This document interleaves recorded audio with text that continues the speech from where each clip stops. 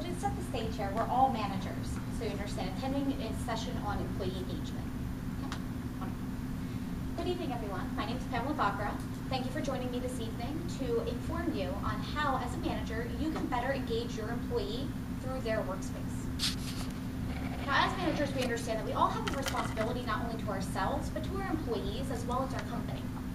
When you think about you as employees, it would shock you that 70% of us are disengaged. 7 out of every 10 employees are disengaged employees. And what does that mean so far as profits are concerned? $450 to $550 billion are lost annually by the loss of engagement with disengaged employees in the U.S. workspace.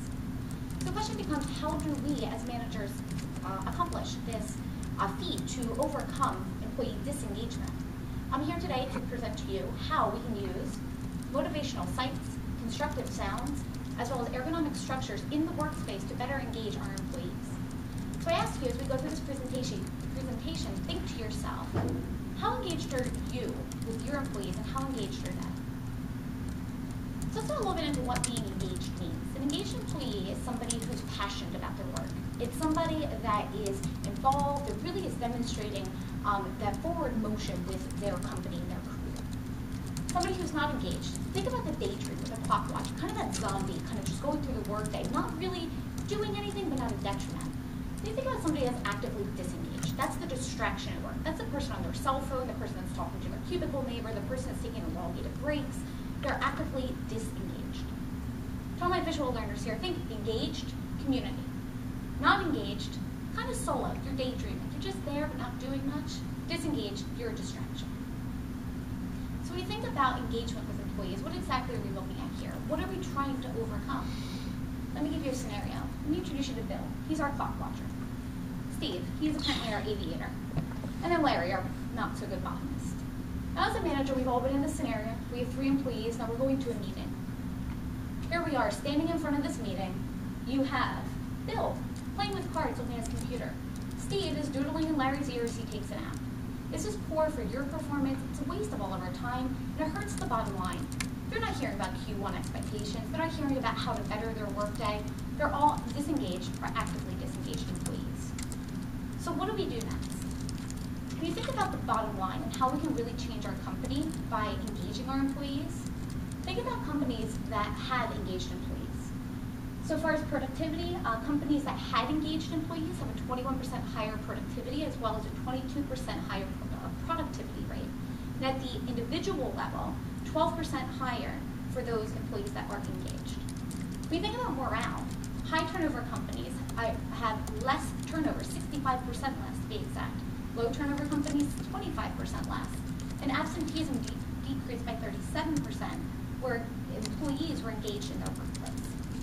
Also think about reputation for your company. If an employee is not an advocate for the company, they're a detriment to your company. Think about things like safety incidents, theft, defects. Also think about good things like customer metric scores. All those bads decrease as an employee is engaged, whereas customer metric scores actually increase by 10%. So the bottom line here is that disengaged employees are a detriment to your workplace.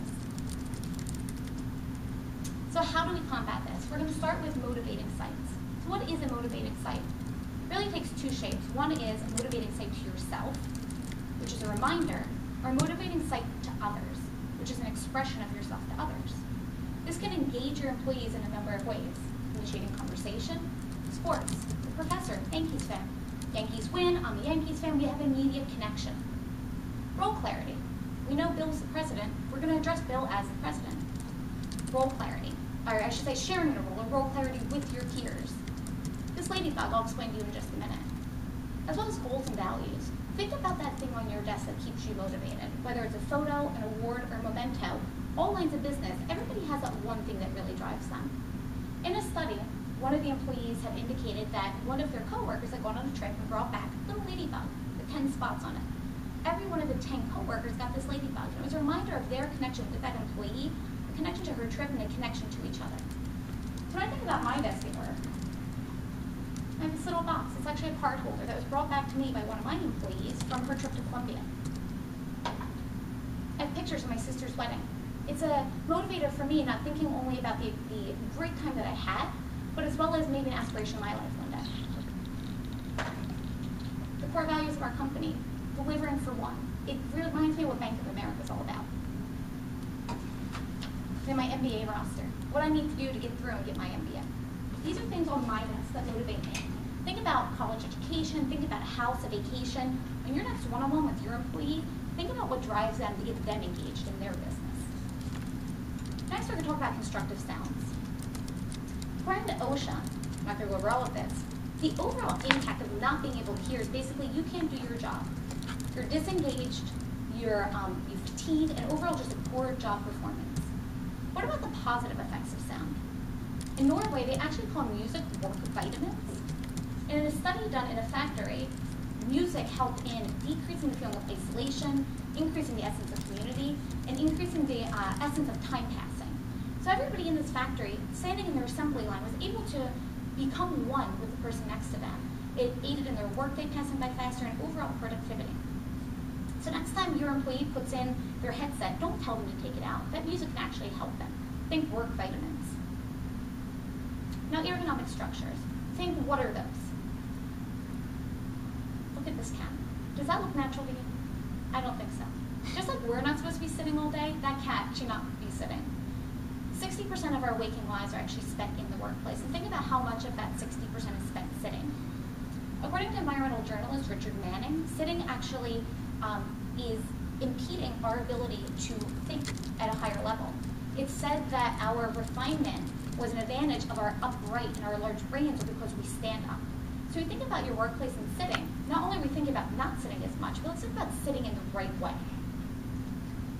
According to OSHA, if you are sitting, you want to look like this.